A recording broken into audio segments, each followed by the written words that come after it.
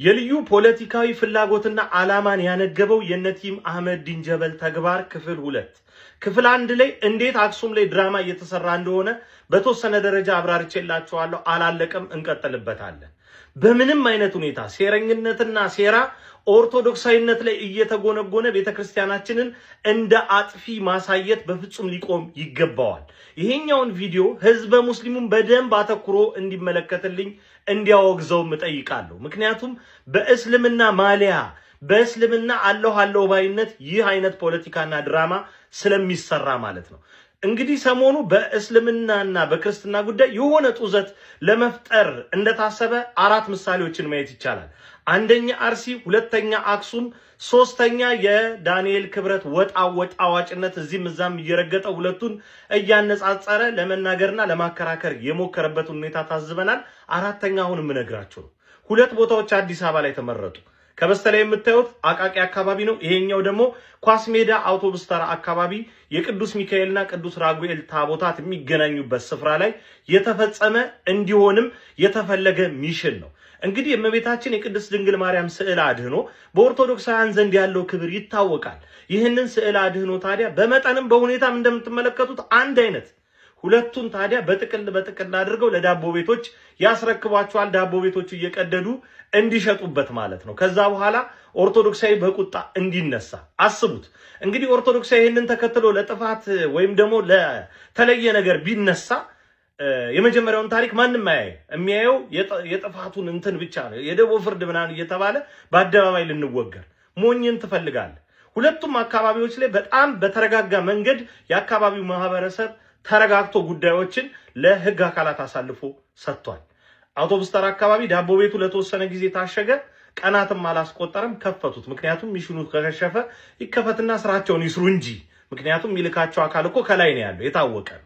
ሁለቱ አካባቢዎች የተመረጡበት ልዩ ፍላጎት ደግሞ ኳስ ሜዳ አካባቢ ይታወቃል። ኦርቶዶክስና ሙስሊሙ እንዴት ተዋዶ እንደኖረ ታቦት እንኳን በወጣ ቁጥር በተለይ በጥምቀት እንግዲህ ታስታውሳላችሁ፣ ታውቃላችሁ። በየማህበራዊ ሚዲያው ሙስሊሙ ይሄ ያደረገ ተብሎ ከሚነገርባቸው ስፍራዎች አንደኛው ኳስ ሜዳ አካባቢ ነው ያለው። መስተጋብእ ጠንከር ያለ ስለሆነ ማለት ነው። አቃቂ አካባቢ ደግሞ በልማትም ቀድሞም የነበረው ማህበረሰብ ብዙ ነው። በጣም በርካታ ህዝብ ወደዛ አካባቢ እየፈለሰ ለኑሮ እየሄደ ነው። ስለዚህ ሁለቱ አካባቢዎች ላይ ጡዘት መፍጠር የሚፈልጉትን የጥፋት ዓላማ ለማሳካት ያስችላል። ከዚህ ቀደም አውቶቡስ ተራ አካባቢ እንግዲህ በእህል ቤቶች ጭምር የተሰገሰጉ የተደበቁ ስለታማ መሳሪያዎች መገኘታቸው የሚታወቅ። እንደዚህ አይነት ጡዘትን በሃይማኖት ስም እየፈጠሩ ይቺን ሀገር ወደ ለየለት ጸብ ውስጥ ለመውሰድ መርከቡን በሚገባ ይሰሩታል። እነማን? ተንኮለኞቹ አላሁ አክበር እያሉ በህዝበ ሙስሊሙ ስም እየነገዱ ነገር ግን የሚሰሩት ለሌላ አካል ነው። ከእስር ቤት ለፈታቸው አካል የፖለቲካዊ ጥቅምን ለማስገኘት። መጠጥ ቢኖር ኖሮ በኢትዮጵያ ውስጥ ብዙ ሰካራሞች ነበሩ። የጉራጌ ሰካራም ጉራጌኛ ነው የሚያወራው፣ የትግሬ ሰካራም ትግርኛ ነው የሚያወራው፣ የኦሮሞ ሰካራም ኦሮምኛ ነው የሚያወራው፣ የአማራ ሰካራም አማርኛ ነው የሚያወራው፣ የወላይታ ሰካራም ወላይትኛ ነው የሚያወራው። በስካር ቋንቋ አይገለጥም። ቋንቋ ከእግዚአብሔር ሲሰጥና በትምህርት ነው የሚገለጠው እና በኖሩበት ህይወት ነው የሚገለጠው እና እነዚህ ትክክል አይደለም አሉ። ነገር ግን ቅዱስ ጴጥሮስ ከ11 ጋር ቆመ፣ ድምፁንም ከፍ አድርጎ እንዲህ ሲል ተናገራቸው። አይሁድ በኢየሩሳሌምም የምትኖሩ ሁላችሁ ይህ በእናንተ ዘንድ የታወቀ ይሁን፣ ቃሎቼንም አድምጡ። እናንተ እንደመሰላችሁ እነዚህ የሰከሩ አይደሉም፣ ከቀኑ 3ኛ ሰዓት ላይ ነውና፣ ቢሰከር እንኳን ጠዋት አይሰከርም። ያው መጠጥም ሰዓት አለው ማለት ነው። መጠጥ መሸት ሲል ረፈድ ሲል ነው እንጂ በጠዋት ተነስቶ ሰው ቢራ ላይ አይጣድም፣ ካቲካላ ላይ አልኮል ላይ አይጣድም። አሁን ከጠዋቱ 3 ሰዓት ላይ ነው። በ3 ሰዓት ጠጥቶ የሚሰክር የለም በሽተኛ ካልሆነ በስተቀር። ነገር ግን ይሄ የምታዩት ነገር በኢዩኤል የተባለው ነው። በነብየ እግዚአብሔር በኢዩኤል እግዚአብሔር ይላል በመጨረሻው ቀን እንዲህ ይሆናል፣ ስጋ በለበሰ ሁሉ ላይ ከመንፈሴ አፈሳለሁ፣ ወንዶችና ሴቶች ልጆቻችሁም ትንቢት ይናገራሉ፣ ጎበዞቻችሁም ራእይ ያያሉ፣ ሽማግሌዎቻችሁም ህልም ያልማሉ። ደግሞም በዚያች ወራት በወንዶችና በሴቶች ባሪያዎቼ ላይ ከመንፈሴ አፈሳለሁ፣ ትንቢትንም ይናገራሉ። ድንቆችን በላይ በሰማይ ምልክቶችን በታች በምድር እሰጣለሁ። ደምም እሳትም የጢስ ጭጋግም ይሆናል። ታላቅ የሆነ የተሰማም የጌታ ቀን ሳይመጣ ፀሐይ ወደ ጨለማ ጨረቃም ወደ ደም ይለወጣሉ። የጌታን ስም የሚጠራ ሁሉ ይድናል። የእስራኤል ሰዎች ሆይ ይህን ቃል ስሙ። ራሳችሁ እንደምታውቁት የናዝሬቱ ኢየሱስ እግዚአብሔር በመካከላችሁ በእርሱ በኩል ባደረገው ታምራትና በድንቆች በምልክቶችም ከእግዚአብሔር ዘንድ ለእናንተ የተገለጠ ሰው ነበር። እርሱንም በእግዚአብሔር በተወሰነው ሐሳቡና በቀደመው ዕውቀቱ ተሰጥቶት በአመፀኞች እጅ ሰቅላችሁ ገደላችሁት። እግዚአብሔር የሞትን ጣር አጥፍቶ አስነሳው፣ ሞትም ይይዘው ዘንድ አይቻልምና። ዳዊት ስለ እርሱ እንዲህ ይላል፣ ጌታን ሁልጊዜ በፊቴ አየሁት፣ እንዳልታወክ በቀኜ ነው። ስለዚህ ልቤን ደስ አለው፣ ልሳኔም ሐሴት አደረገ። ደግሞም ሥጋዬ በተስፋ ያድራል። ነፍሴን በሲኦል አተዋትምና ቅዱስንም መበስበስ ያይ ዘንድ አትሰጠውም። የሕይወት መንገድ አስታወከኝ፣ ከፊት ጋር ደስታን ትሞላብኛለህ። ወንድሞች ሆይ ስለ አባቶች አለቃ ስለ ዳዊት እንደሞተም እንደተቀበረም ለእናንተ ግልጥ እናገር ዘንድ ፍቀዱልኝ።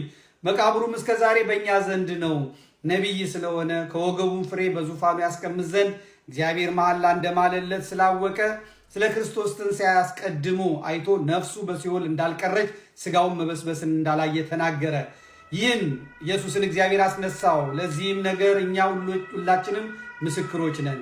ስለዚህ በእግዚአብሔር ቀኝ ከፍ ከፍ ብሏልና የመንፈስ ቅዱስ የተስፋ ቃል ከአብ ተቀብሎ ይህን እናንተ አሁን ቅዱስ አደረባቸው ሐዋርያት ሕዝቡ ሰክረው ነው አለ ግማሹ፣ ተደመመ።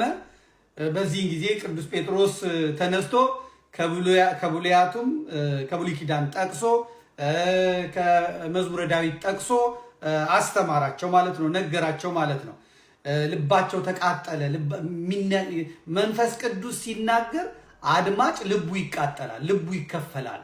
አንዳንድ መምህራን ሲያስተምሩ በመንፈስ ቅዱስ ሲሆን የሚማረው ሕዝብ የሚሰማው ሕዝብ ስለ ራሱ ሚስጥር የነገሩት ይመስላል። ውስጡን ቦርብሮ ይገባል። አንድ የተነገረው ነገር የዛሬ 60 ዓመት የዛሬ 70 ዓመት አይጠፋም። አሁን ከብዙ ሰባኪዎቻችን የጠፋው የዝግጅት የጸሎት እግዚአብሔር መንፈስ ቅዱስ እንዲናገር ያለ መፍቀድ ነው።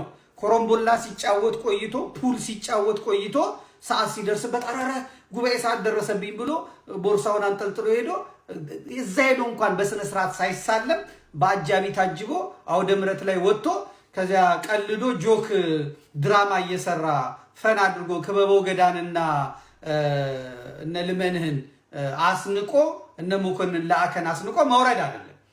አዎ ስብከት ጸሎት ይፈልጋል፣ ዝግጅት ይፈልጋል፣ ፍሬ እንዲያፈራ ገበሬ ማለት ነው። ሰባኪ ማለት ገበሬ ማለት ነው።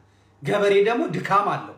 ገበሬ ድካም አለው። ሌሊት መነሳት አለ፣ በብርድ መነሳት አለ፣ በውርጭ መነሳት አለ፣ መራብ አለ፣ መጠማት አለ፣ በጭቃ መላቆጥ አለ፣ የክረምቱ ፀሐይ በቃል ገበሬ ጥርና ታህሳስ ላይ የሚደርስለትን እህል መጀመሪያ አስቀድሞ ያያል ማለት ነው። ይሰራል፣ ይደክማል ማለት ነው። ሰው ቤቱ ተኝቶ እሱ መብረቅ እየጮህበት፣ ሰው ቤቱ ተኝቶ እሱ በረዶ እየወረደበት ነው ገበሬ የሚሰራው። ገበሬና ሰባኪ አንድ ነው። የድሮቹ ሰባኪያን ትክክለኛውን ስብከት ነው የሚሰብኩት። በእግራቸው ሄደው ተምረው ነው የሚያስተምሩት። ሳይጸልዩ አውደ ምሕረት ላይ አይወጡም። ፍሬውን ካላሳያቸው ለምን አቆምከኝ ብለው ነው የሚሄዱት። አሁን ግን እድሜ መሄጃ ያጣውም ሁሉ ቤተክርስቲያን ይሰበሰባል። ከዛ ይመጣና ስለ አርሰናል እና ስለ ቸልሲ የኳስ አሰላለፍ ነግሮት ይወርዳል። እዛ ላይ ቀልዶ ይወርዳል። ከዛ መሸፈኛው ደግሞ መዝሙር ነው። እዚህ በኩል ሞንታርቦ እንደ እንትን ይጮህበታል። በዚህ በኩል ክራር አለ፣ በዚህ በኩል ከበሮ አለ፣ በዚህ በኩል አጃቢ አለ፣ ከዛ ድምፃዊ አለ። ይመጣል። እጃችሁን ከፍ ወደ ላይ ወደ ላይ ወደ ላይ ወደ ላይ ለሉ የናይት ክለቡን ወደ አውደ ምሕረት ላይ በማምጣት ማለት ነው።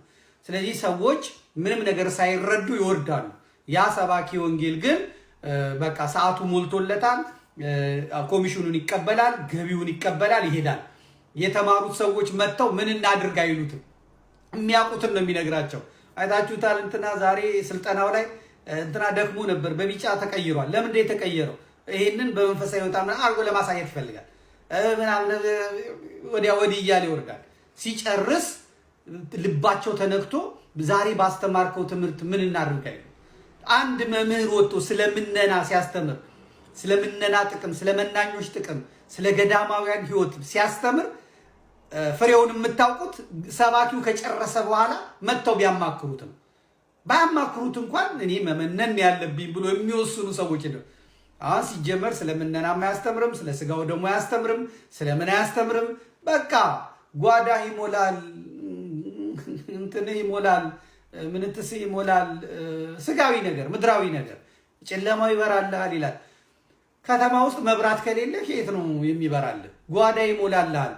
ጓዳ ስራ ከሌለ ከየት አምጥተው ጓዳ የሚሞላው? በካካም ነው የምትሆነው፣ ለማኝ ነው የምትሆነው፣ ለማኝ ነው የምትሆነው። ይሄ ፋንታዚ ዝም ብሎ የብልጽግና ወንጌልን ስብከት አውደ ምሕረት ላይ ማምጣቱ ብዙ ዋጋ እያስከፈለ ነው። ስለ ክህነት ስለ ድቁና ሲያስተምር እዛ ውስጥ ያሉት ወላጆች እንኳን ልጆቻቸው ልጄን በዚህ መስመር እንዳሳለፍ መምህር ምን ላድርግ ብለው ይጠይቃሉ ማለት ነው። እና እንግዲህ እዛ የተሰበሰቡ ሰዎች ያውም አይሁድ ሆነው ክርስቶስን ከሰቀሉት ወገን ሆነው ቅዱስ ጴጥሮስ በመንፈስ ቅዱስ ኃይል አስተምሮ ሲጨርስ ቀጥታ ጥፋ ከዚህ ውረድ አላሉትም። ሄዱና ወንድሞቼ ምን እናድርግ አሏቸው። ጴጥሮስም ንስሐ ግቡ አላቸው። ኃጢአቶቻችሁ የሚሰረዩ ዘንድ እያንዳንዳችሁ በኢየሱስ ክርስቶስ ስም ተጠመቁ፣ የመንፈስ ቅዱስንም ስጦታ ትቀበላላችሁ። የተስፋው ቃል ለእናንተና ለልጆቻችሁ ጌታ አምላካችንም ወደ እርሱ ለሚጠራቸው በሩቅ ላሉ ሁሉ ነውና አላቸው። በብዙ ሌላ ቃል መሰከረና ከዚህ ጠማማ ትውልድ ዳኑ ብሎ መከራቸው። ከዚህ ጠማማ ትውልድ ዳኑ ብሎ መከራቸው። እንግዲህ ይህን ጠማማ ትውልድ ቅድም ቲክቶክ ላይ እያሳየኋችሁ ነው። እኔ ብዙ የሚያለቅሱ ልጆችን አይቻለሁ። ቅድም ምን ሆኖ ነው? ሰው ታግቶባቸው ነው? በድሮን ተመቶባቸው ነው? ቤታቸው ፈርሶባቸው ነው? በልማት በኮሪደር ምን ሆኖ ነው እንደዚህ የሚያለቅሱት ብዬ ጠይቄ ነበረ። አርሰናል ተሸንፎ ነው አሉ። እና ብዙ ሰው ራት አልበላም አሉ።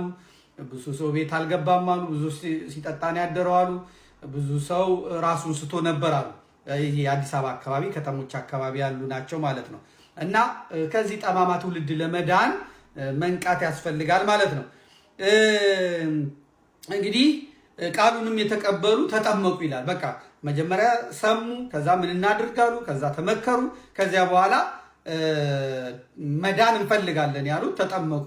በዚያ ቀን ብቻ እነ ቅዱስ ጴጥሮስ 3000 የሚያህል ነፍሳትን በአብ በወልድ በመንፈስ ቅዱስ ስም አጥምቀው ክርስቲያን አደረጓቸው። በአንድ ቀን ስብከት መንፈስ ቅዱስ ወረደ፣ በላያቸው ላይ አደረ። መንፈስ ቅዱስ በላይ ላይ ሲያድር ስራ ነው የሚያሰራ። ቀጥታ ወደ ስራ ነው የምትገባው፣ ወደ ስራ ነው የምትገባው። ፍሬውን ደግሞ እዛው ነው የምታየው፣ ውጤቱን እዛው ነው የምታየው። አሁን ምንዳክረው የማይሳካልን የምንወጣው የምንወርደው የምንደክመው ምዕመናኑን የምናሰለቸው የሌለ መንፈስ ቅዱስ ያላደረብንን ከየት እናምጣው? ከየት እናምጣው? ሰዎች ሲያዩን የሚጠየፉን፣ ሰዎች ሲያዩን አፍንጫቸውን የሚይዙብን፣ ሰዎች ሲያዩን ጆሮአቸውን የሚዘጉን እና የጭ የሚሉን የመንፈስ ቅዱስ መራቅ ነው።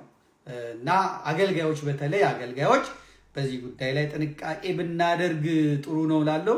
በሰኔ ጾም ለ40 ቀን ሳታቋርጡ የምትጸልዩዋትን መዝሙረ ዳዊት አንዲት መዝሙረ ዳዊት ልንገራችሁ። ይሄ በጣም የሚገርም ቻሌንጅ ስለሆነ እስከዛሬ መዝሙረ ዳዊት መጸለይ ላልጀመሩ ጓደኞቻችሁ በደንብ ሼርና ኮፒ ሊንክ እያደረጋችሁ አድርሱላቸው የምትወዷቸው ከሆነ ማለት ነው። እና ደግሞ የፊታችን ግንቦት 28 ሚጣቃ ማኑኤል ትልቅ የሆነ የንግስ በዓል አለ። ከኛ ጋራ የደርሶ መልስና የአዳር ጉዞ መጓዝ የምትፈልጉ ሰዎች በ0961 21 ላይ ደውሉልን። እናም ይኸውላችሁ የሰኔ ጾም ከገባ 2 ቀን ሆኖታል። ከነገ ከግንቦት 26 ጀምራችሁ እስከ ሐምሌ 5 ስትቆጥሩ ግን 40 ቀን አለ፣ ሐምሌ 5ን ጨምሮ ማለት ነው። እና በዚህ በ40 ቀን ደግሞ ይህች መዝሙረ ዳዊት መጸለይ አለባችሁ። በተለይ መዝሙረ ዳዊት መጸለይ ያልጀመራችሁ በጣም ቀላል ናት። አንዲት መዝሙረ ዳዊት ናት። ጠዋት የምትጸልዩትና ይህችን ሳታቋርጡ ጀምሩ መጸለይ። ከዚያም በኋላ ደግሞ ስለምዱት እየጨመራችሁ ትሄዳላችሁ ማለት ነው። ሳታቋርጡ ግን ይህችን መዝሙረ ዳዊት ለ40 ቀን በደንብ አድርጋችሁ ጸልዩት። ማናት ስንት ላይ ነው የምትገኘው ካላችሁኝ መዝሙር 62 መዝሙር 62 አምላኬ ገይሳቤከ አምላኬ ሆይ ወደ አንተ ገሰግሳለሁ የምትለዋ ማለት ነው። ስለዚህ ይችል ማለት ነው ሳታቋርጡ ለ40 ቀን ጸልዩት። ከዚያ ደግሞ ስትለምዱት ደግሞ ትጨምራላችሁ፣ መጸለይ ትለምዳላችሁ ማለት ነው። ይሄን ቻሌንጅ ሁላችሁም ተግባራዊ አድርጉት። አምላካችን የሁላችንም ጸሎት ይቀበልልን። ሁላችሁም ኮሜንት ላይ አምላኬ ሆይ እንድጸልይ እርዳኝ በሉት። ሁላችሁም እሱ ካረዳን ምንም ማድረግ አንችልምና እንድጸልይ እርዳኝ እያላችሁ ኮሜንት ላይ ጻፉ። ቪዲዮ በደንብ አድርጋችሁ ሼርና ኮፒ ሊንክ ላይ እያደረጋችሁ ለብዙዎች እንዲደርስ አድርጉት። ብዙዎችን ይጠቅማልና ቤቱንም ካላደረጋችሁ ፎሎ አድርጉት። እወዳችኋለሁ። ክብር በሉልኝ። ኦርቶዶክሳዊት ቤተክርስቲያን እያለማችሁ ያለ ልማት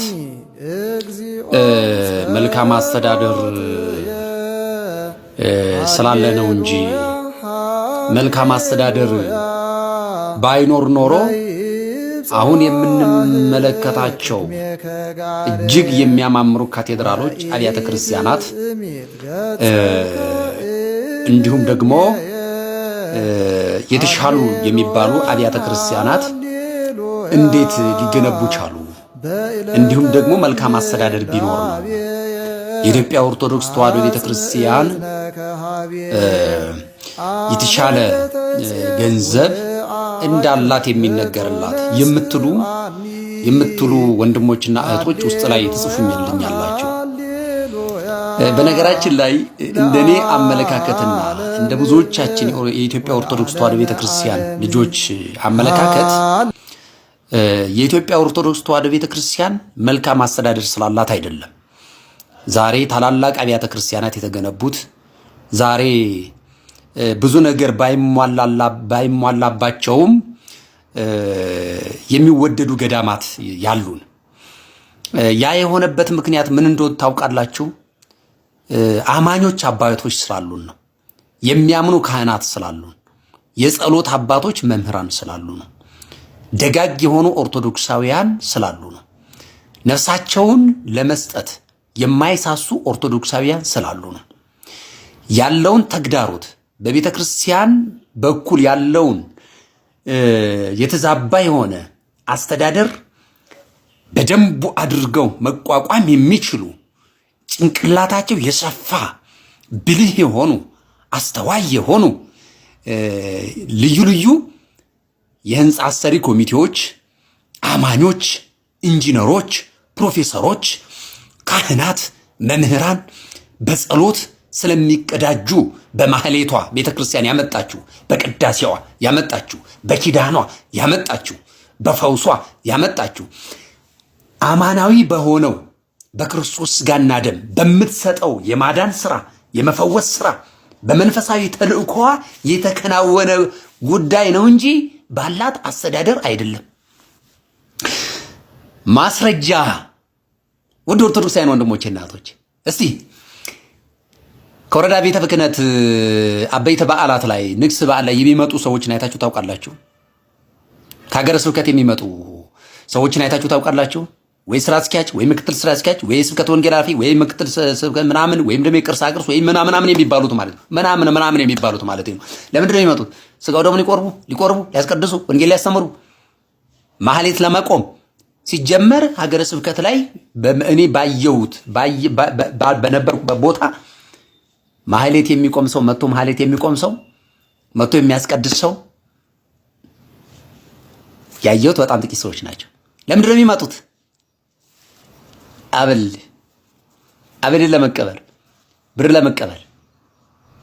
ይሄንን መቼም ያው እኔም በውስጡ ስላለፉና አሁንም ውስጡ ስላለው አሁንም በነገራችን ላይ ውስጡ ላይ ያለሁት አሁንም ውስጡ ላይ ያለሁት ነገን አላውቅም። ስለዚህ ነገን አላውቅም ነው እያልኳቸው ያለሁት። ስለዚህ ዛሬ ከሀገረ ስብከት ከጠቅላይ ቤተ ክህነት ከወረዳ ቤተ ክህነት ወደ አጥቢያ ላይ ልዑካን ይመጣሉ። በአበይት በዓላት ላይ እንደውም ቦርሳ የሚያንጠለጥሉ ላይ ይዘው ይመጣሉ። ለሱም አበል ትከፍላለህ፣ ለቦርሳ አንጠልጥሎ ለመጣውም ትከፍላለህ። አስበዋል? ቤተ ክርስቲያን ሲመጡ ለመቆረብ ማህሌት ለመቆም ስብሐተ እግዚአብሔር ለማድረስ ከካህናቱ ጋር ለመሳተፍ ቅዱስ ቁርባን ለመሳተፍ የሚመጡ አይደሉም እና ለጥቅም ለብር ለገንዘብ። ስለዚህ ዛሬ የተጠናከሩ አጥቢያዎች፣ ዛሬ የሚያማምሩ ህንፃዎቻችን፣ ዛሬ የተጠናከሩ ልማቶቻችን የምን ውጤት ነው? የመልካም አስተዳደር ውጤት ነው ወይ ብላችሁ ስትሉኝ አይደለም። እና የጸሎት ውጤት እና የቅድስና ውጤት እና የካህናት ደግነት እና የመምህራን ደግነት እና የአባቶቻችን ደግነት ዛሬ እኮ ቤተክርስቲያን ላይ ደክመው ሜዳ ላይ የተጣሉ ብዙ መነኮሳት አሉ። እርጅናቸውን ጎዳና ላይ ወድቀው ይቅርታ ጧሪ ቀባሪ ያጡ የሚጦራቸው ያጡ በሰሩት ህንፃ ቤተክርስቲያን ውስጥ ባለሙት ልማት ላይ እንኳን ቤተክርስቲያን የማጦራቸው ማለት ነው። ስለዚህ አሁን ላይ ያለው ልማታችን አሁን ላይ ያለው ቤተክርስቲያን የሚታየው ፍሬዋ የሚታየው ልማቷ ደጋግ ኦርቶዶክሳውያን ስላሉ፣ ደጋግ ካህናት ስላሉ፣ ደጋግ መምህራን ስላሉ የቅዱስ ያሬድ ዜማው፣ ኪዳናችን፣ ጸሎታችን፣ ዕጣናችን፣ መስዋዕታችን ያመጣው ምንድነው? ውጤት ነው። ተረዳተናል። እግዚአብሔር ከሁላችን ጋር ይሁን። ተባረኩልኝ።